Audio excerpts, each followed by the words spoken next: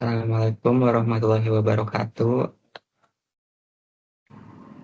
Perkenalkan, Waalaikumsalam. kami dari kelompok 10 akan mempresentasikan tugas Darkomdat konfigurasi jaringan. Sebelumnya, perkenalkan anggota kelompok kami dari Adisti. Saya Distina Zuazara dengan NIM 10.10.724.00106.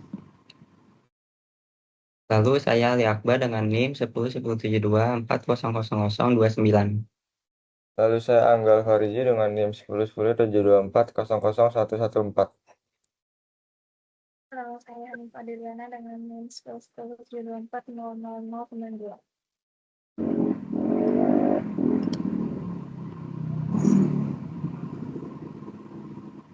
Slide pertama, kita akan menjelaskan topologi. Jadi ini adalah topologi jaringan perusahaan terdiri dari 3 gedung yang kami buat, di mana komponen yang digunakan adalah router 4, adalah 4 router, yaitu 2911, kemudian 7 switch, 8 PC, dan 1 server. Topologi yang digunakan adalah topologi hybrid, campuran yang terdiri dari topologi tree, star, dan bus. Gedung 1 memiliki 1 router, 5 switch, dan 6 PC representatif untuk di PC A 2 PC, B 2 PC, dan C 2 PC. Lalu gedung 2 memiliki 1 router, 2 switch, dan 2 PC untuk divisi D. Kemudian gedung 3 memiliki 1 router dan 1 server yang menjalankan layanan HTTP, DNS, DHCP, dan email. Kemudian terdapat juga 1 router internet yang terhubung ke gedung 3, di mana semua gedung terhubung melalui link point-to-point antar router. Selanjutnya, untuk perhitungan tabel PLSM. Karena kami dari kelompok 10, maka kami menggunakan blok IP 10.10.00/16 dengan data K sama dengan 17 untuk divisi A, L sama dengan 51 untuk divisi B, M sama dengan 58 untuk divisi C, dan N sama dengan 40 untuk divisi D. Perhitungan menggunakan metode PLSM, yaitu mengalokasikan subnet berdasarkan kebutuhan host terbesar terlebih dahulu. Subnet pertama adalah divisi C. Dengan kebutuhan 58 host, traffic 26 didapatkan dari 2 pangkat 6 dikurangi 2, sama dengan 62 host. Cukup untuk menampung 51 host, block size 64, network address 10.10.00, untuk host pertama 10.10.01 hingga host terakhir 10.10.062, broadcast 10.10.063, subnet mask 255.255.255.192. Kemudian subnet kedua adalah divisi B. Dengan kebutuhan 51 host, traffic 26 didapatkan dari 2 pangkat 6 dikurangi 2, sama dengan 62 host. Cukup untuk menampung 51 host, blok size 64, network address 10.10.064, host pertama 10.10.065, host terakhir 10.10.0126, lalu broadcast 10.10.0127, kemudian subnet mask 255.255.255.192. Lalu subnet ketiga adalah divisi D. Dengan kebutuhan 40 host, traffic 26 didapatkan dari 2 pangkat 6 dikurangi 2, sama dengan 62 host. Cukup untuk menampung 40 host, blok hash 64, network address 10.10.0128, host pertama 10.10.0129, dan host terakhir 10.10.0190. Broadcast 10.10.0191, subnet mask 255.255.255.192. Lalu subnet keempat adalah divisi A dengan kebutuhan 17 host. Kami memilih prefix 27 didapatkan dari 2 pangkat 5 dikurangi 2 sama dengan 30 host. Cukup untuk 17 host, blok size 32, network address 10.10.0192, host pertama 10.10.0193, dan host terakhir 10.10.0222. Broadcast 10.10.0223, lalu subnet mask 255.255.255.224. Kemudian subnet kelima adalah subnet server. Kami memilih prefix 29 didapatkan dari 2 pangkat 3 dikurangi 2 sama dengan 6 usable host, block size 8, network address 10.10.0224, host pertama 10.10.0225, host terakhir 10.10.0230, broadcast 10.10.0231, subnet mask 255.255.255.248. Kemudian subnet ke-6 adalah 2P2P, router gedung 1, router gedung 3, prefix 30 didapatkan dari 2 pangkat 2 dikurangi sama dengan host sama dengan 2 host. Blok C 4, network address 10.10.0228, host pertama 10.10.0229, host terakhir 10.10.0230, broadcastnya 10.10.0223, kemudian subnet mask 255.255.255.252. Lalu subnet ke-7 adalah P2P router gedung 2, router gedung 3, prefix 30 didapatkan dari 2 pangkat 2 dikurangi 2 sama dengan 2 host. Blok size-nya 4, network address 10.10.0232, host pertama 10.10.0233. Lalu host terakhirnya 10.10.0234, broadcast 10.10.0235, subnet mask 255.255.255.252. Lalu yang terakhir subnet ke-8 adalah P2P router gedung 3, router internet. Prefix 30 didapatkan dari 2 pangkat 2 dikurangi 2 sama dengan 2 host. Blok size-nya 4, network address-nya 10.10.0236, host pertama 10.10.0237, hingga host terakhir 10.10.0238, broadcast 10.10.0239, subnet mask 255.255.255.252.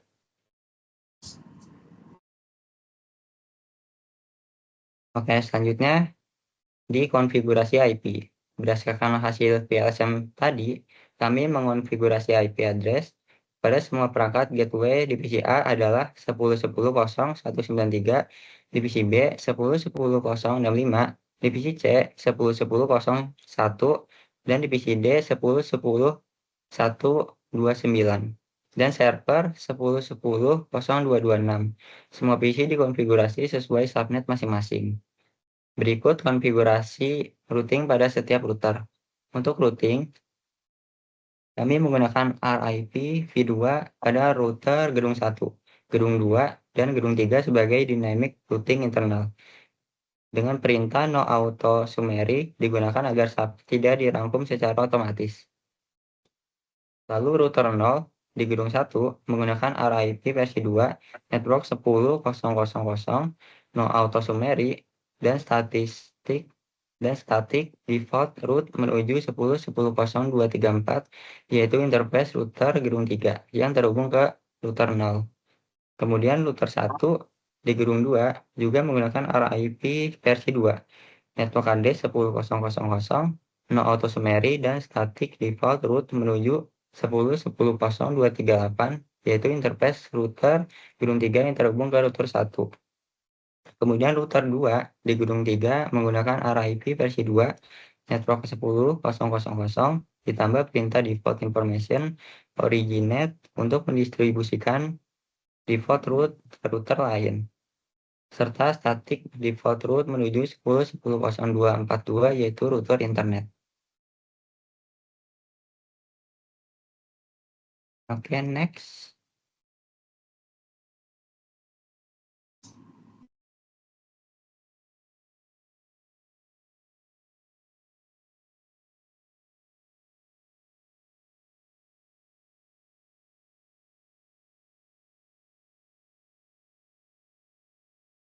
Selanjutnya di sini ada dari demo routing table-nya.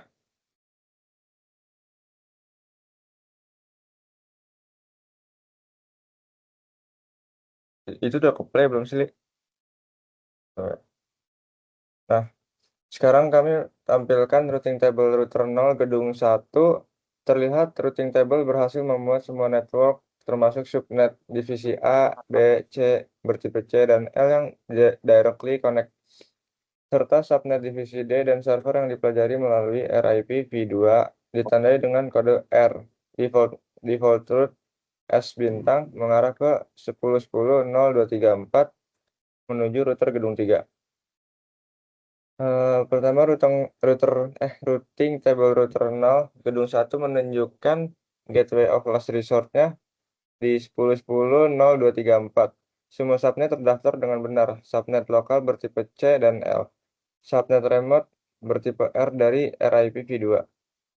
Lalu dari routing table router 1 gedung 2 menunjukkan gateway of last resort-nya di 10.10.0.238. Subnet divisi D directly connect, subnet lainnya dipelajari via RIPv2.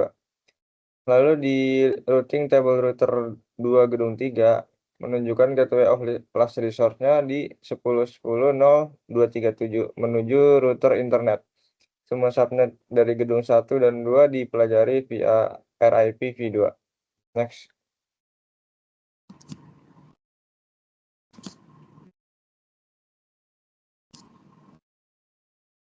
Selanjutnya ada demo dari divisi D.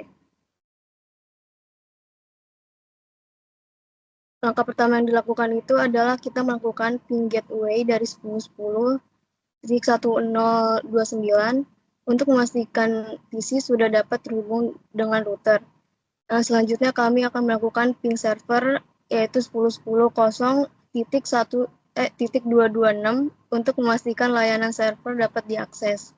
Kemudian kita melakukan ping ke PCA-nya, yaitu dengan nomor 10.10.0.194 ke divisi B, yaitu 10.10.0.66 dan PC divisi C, yaitu 10.10.0 dan .2.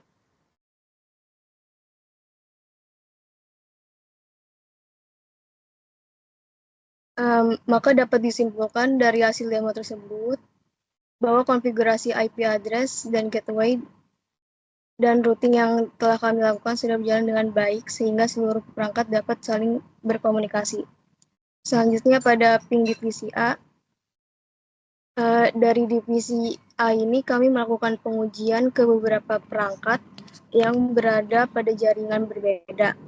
Pertama itu dilakukan ping ke gateway dengan alamat 10.10.0.193 dan hasilnya itu berhasil.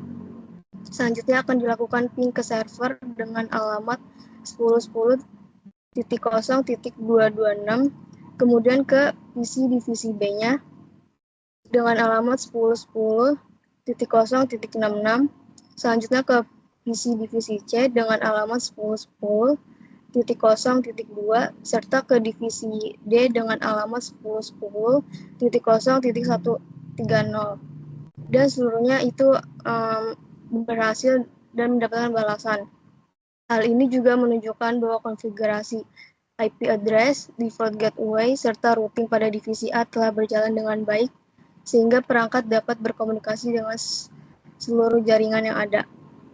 Selanjutnya ke divisi B-nya. Dari divisi B ini kami melakukan ping ke divisi A dengan alamat 10.10.0.93, kemudian ke PC divisi C, lalu ke PC divisi D, setelah itu ke gateway, serta ke server dengan alamat 10.10.0.226. Kesimpulan seluruh pengujian ini berhasil memperoleh balasan atau reply yang menunjukkan bahwa divisi B telah terhubung dengan baik ke seluruh perangkat dalam jaringan dan proses routing menuju jaringan lain telah berfungsi sesuai dengan konfigurasi yang dibuat. Next.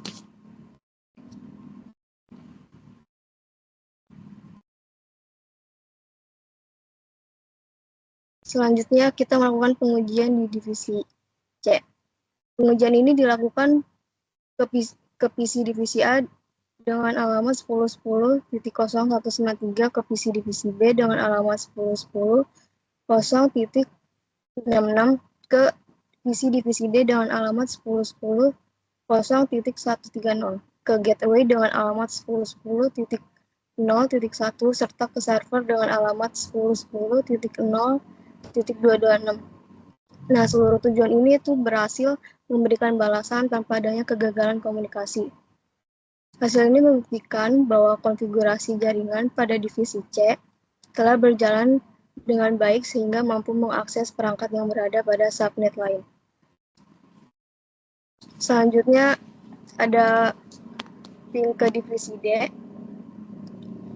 Dari divisi D ini dilakukan ping gateway lagi, lalu menuju ke PC divisi A, serta ke PC divisi B, selanjutnya ke PC divisi C dengan alamat 10.10.0.2 serta ke server dengan alamat 10.10.0.226,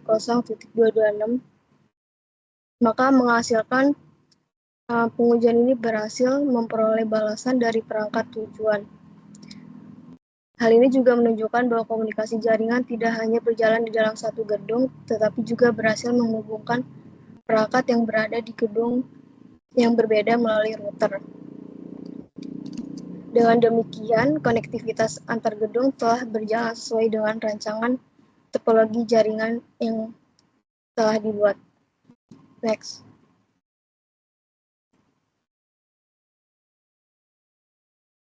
Nah, selanjutnya di sini kami mendemonstrasikan akses web servernya menggunakan domain. Kami membuka web browser dari PC divisi B yang ada di divisi 2 dan mengetikkan kelompok10.com. Maka halaman webnya akan muncul seperti yang ada di gambar tersebut. Dan membuktikan bahwa HTTP server dan DNS server berjalan dengan baik. Proses yang terjadi adalah PC mengirim DNS ke server untuk menerjemahkan domain nama grup.com menjadi IP 10.10.0.226. Setelah mendapatkan balasan DNS, PC langsung mengirimkan HTTP request ke server dan menerima halaman web. Di sini kami mengulangi semua PC, jadi kita mengetes semua PC dari divisi A, divisi B, C, dan D. Dan terbukti semuanya berhasil mengakses web server menggunakan domain. Next. Selanjutnya kami akan membahas proses protokol simulasi. Pertama ini ada DNS HTTP.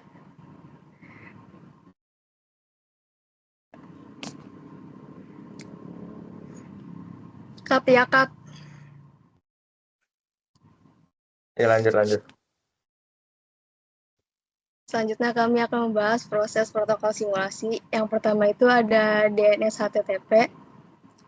Di sini kami menggunakan simulasi mode pada Cisco Packet Tracer. Pada tahap ini juga filter yang kami aktifkan itu ada DNS dan juga HTTP. Sehingga paket yang ditampilkan hanya berasal dari kedua protokol tersebut. Nah, ketika PC mengakses alamat kelompok10.com, komputer belum mengetahui alamat IP dari website tersebut. Maka dari itu, langkah pertama yang dilakukan adalah mengirimkan DNS query ke DNS server menggunakan protokol UDP. UDP ini dipilih karena proses DNS hanya membutuhkan pertukaran data yang kecil dan cepat, sehingga tidak memerlukan koneksi yang kompleks seperti TCP. Setelah DNS server menerima permintaan tersebut, maka server akan mengirimkan DNS reply yang berisi alamat IP dari domain kelompok10.com, yaitu 10.10.0.226. Nah, setelah alamat IP berhasil diperoleh, barulah PC mengirimkan HTTP GET request ke web server untuk meminta halaman websitenya. Selanjutnya, server memproses permintaan tersebut dan mengirimkan HTTP response yang berisi halaman web sehingga website dapat ditampilkan pada browser. Next.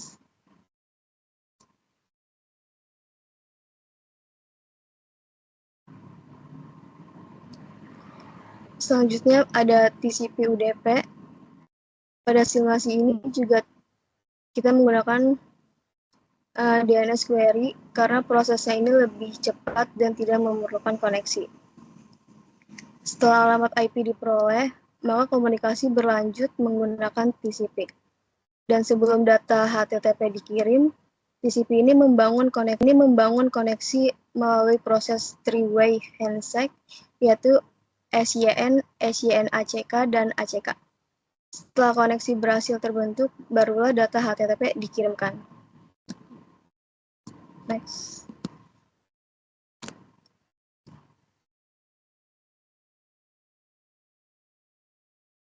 Selanjutnya kita akan membahas MAC address table. Yang pertama ada MAC address table pada switch 0. MAC address table pada switch 0 ini berada di divisi A di gedung 1. MAC address table adalah table yang digunakan switch untuk menetapkan MAC address berangkat ke port tertentu dan diisi secara dinamis ketika ada frame yang melewati switch. Pada switch 0 terdapat dua entry dinamik yaitu MAC 000.0CE65901 pada fasternet 0/1 dan 0010.119C.6B98 pada fasternet 3/1.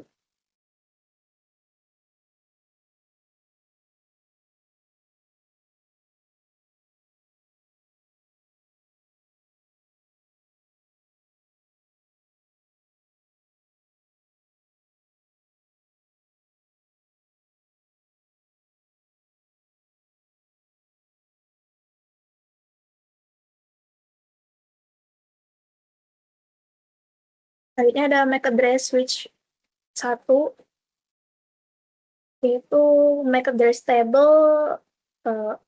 table divisi B pada gedung 1 juga, yang menunjukkan satu entry dynamic yaitu MAC address 00.0CE65902 pada fasternet 0/1, di mana switch ini mempelajari MAC address ini dari frame yang melewatinya setelah aktivitas ping tadi dilakukan.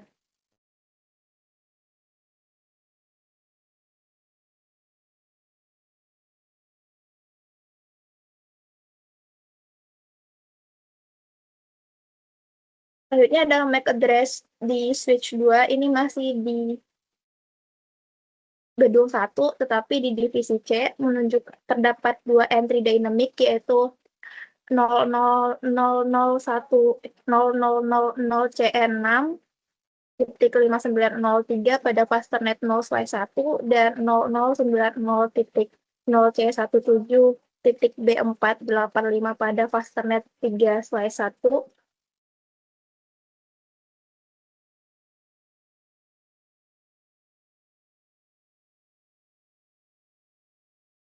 Lalu yang terakhir itu MAC address switch pada switch 3.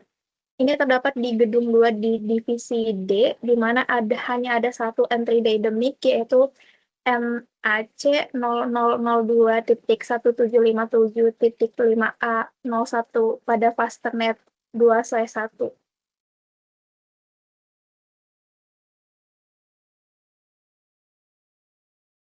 Selanjutnya itu ada ARP table pada router.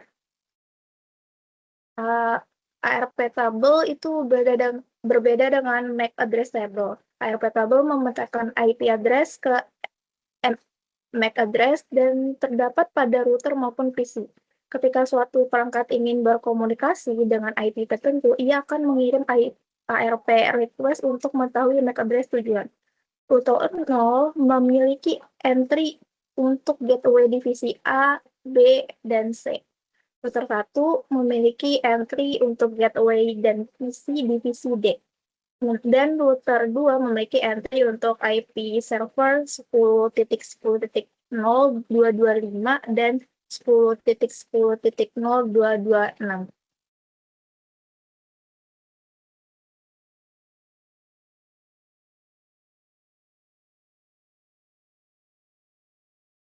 Selanjutnya ada ARP table pada PC. ARP table pada PC menunjukkan mapping IP gateway ke MAC address, di mana di sini ada contohnya yaitu pada PC 0 di divisi A, di mana dia menyimpan gateway 10.10.0.193. Lalu ada PC 2 di divisi B yang menyimpan gateway 10.10.0.65. Di PC 4, di PC C menyimpan gateway 10.10.0.1 dan PC 6 di divisi D menyimpan gateway 10.10.0.129 yang membuktikan bahwa semua PC terhubung dengan benar ke routernya masing-masing.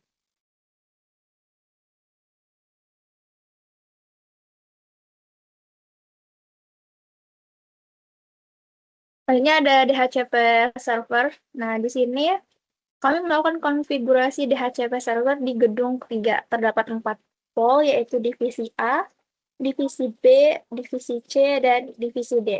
Setiap pol dikonfigurasi dengan default gateway DNS server 10.10.0.226, start IP, dan subnet mask sesuai dengan masing-masing divisi. Karena DHCP server ini berada di gedung 3, kami menambahkan konfigurasi DHCP relay menggunakan IP helper address pada router 0 dan router 1, agar PC di gedung 1 dan di gedung 2 bisa mendapatkan IP otomatis dari server.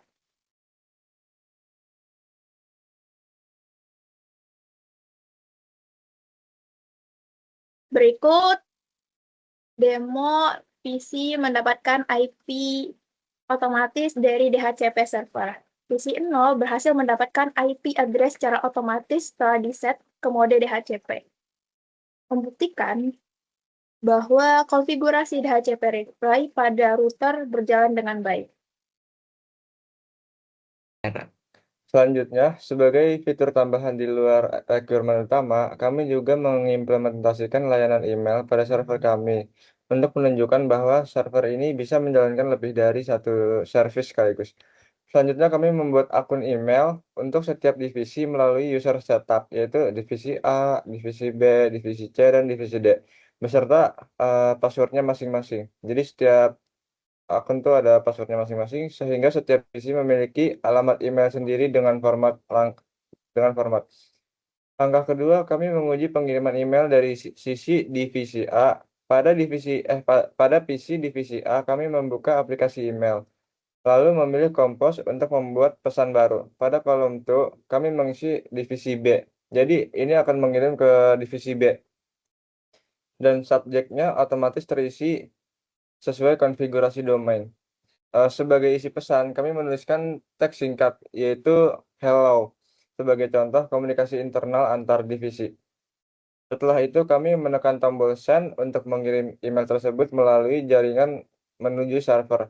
Langkah ketiga, kami membuktikan bahwa email tersebut berhasil terkirim dengan membuka aplikasi email dari PC penerima, yaitu PC divisi B.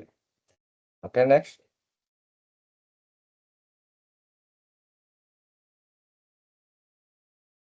Oke, sekian presentasi dari kelompok kami.